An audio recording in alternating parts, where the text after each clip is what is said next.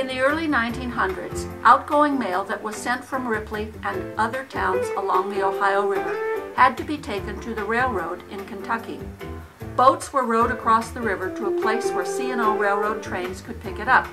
At the same time, mail bags for delivery were gathered and taken back across the river to the towns for postal distribution. Last year, Zip Ziparian found one of the old wooden rowing launches that used to make the daily journey. It was in poor condition, but he felt it could be restored. Thus, a project was born. Zip did the research and started resurrecting the boat he had found. While the rebuilding was in progress, Zip suffered health difficulties that put the project on hold for many months. Thankfully, Zip made good recovery and was able to complete the restoration of this historic vessel. In September, a group of interested friends gathered at the ramp in Ripley to see the finished project and participate in the launching of the U.S. mailboat. Let me introduce you to Zip Ziparian, who will recognize some of the many helpers and introduce the other speakers. Larry May, who was kind of acting as a perfectionist, which we questioned a lot. Very good. And I want to thank Roddy Scott. Roddy Scott's got things that nobody else has. And he was instrumental in furnishing some of the wood. For instance, there's a 18-foot plank of oak on there, 11 inches wide, which I don't know what Lowe's doesn't carry that. So we're really thankful to all those people. I have to thank Donnie Brookbank, who was so generous in giving us the boat to start with. And the process was interrupted for 3.5 months for reasons. And I could not wait to get out of the hospital to start my venture. I want to thank Rick Klinker. Rick Klinker, believe it or not, found the oars that went to this boat. He obviously had talked with Donald Brookbank about a boat that he owned in obtaining some oars for it. Well, he obtained the oars from this very boat, and he generously gave them back to me to use to row across the river today. So we're really fortunate to find those oars and continue that. And of course, I couldn't thank people without thanking my wife June, who put everything down.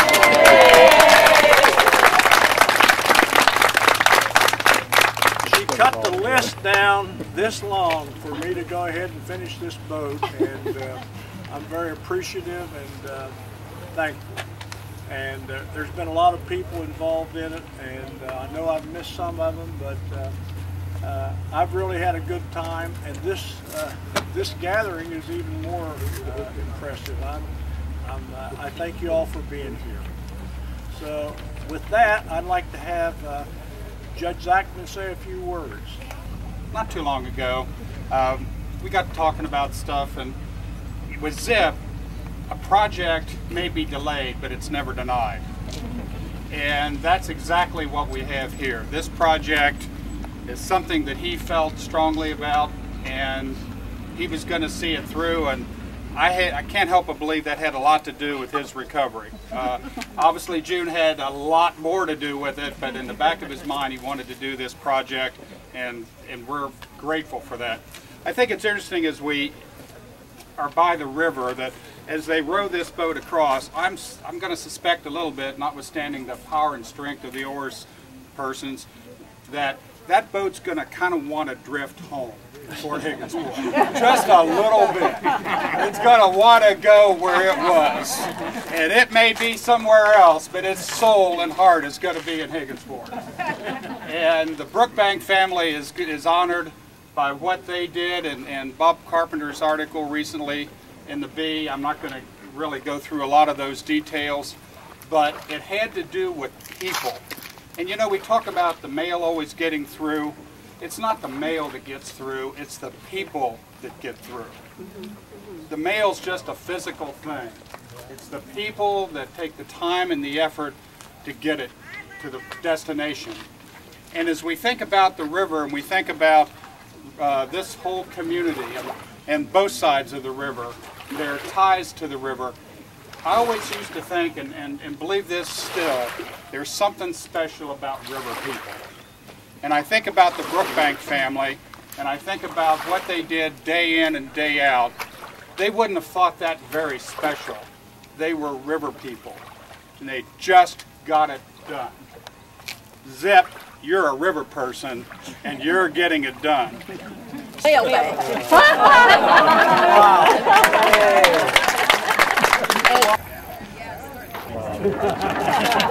Okay, this makes me very proud because I was very, very close to my uncle. I lived a lot of my life in the house with him. I'm very proud.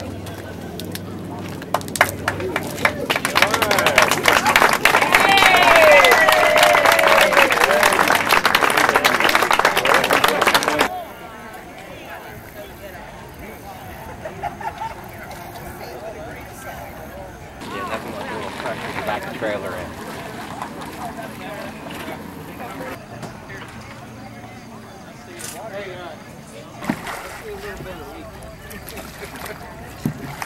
Who's got some beer? Not real deep strokes, just leave it on top. Timeless, Larry. How does it feel, Zip? Good. Doing good. Halfway, aren't we? Yeah? Something like that. Maybe. Maybe. Are we far enough away they can't see us drinking? Yes, I think of Christopher Columbus. I think of the Vikings. Still a little across.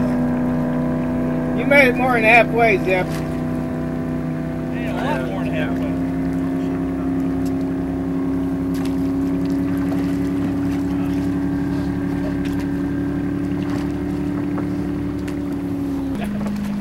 No, he's getting the mailbag ready. Getting the mailbag ready for the train.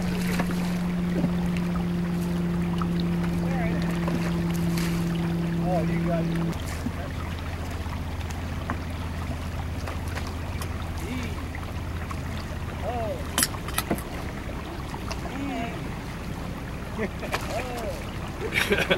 What are you now, the coach? He's the coxswain now. Trying to get him set up for the Olympic team or what?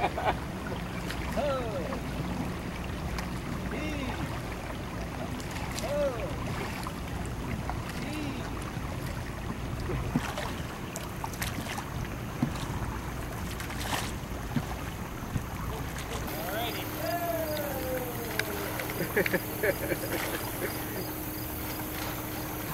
10 minutes, Larry. All right. No. How about That didn't even take 10, did it? 7 minutes? Yeah, it didn't take 7 minutes, Zip. Perfect line. Little starboard oar. There you go. Perfect line. Why that line wouldn't stay rolled up. Real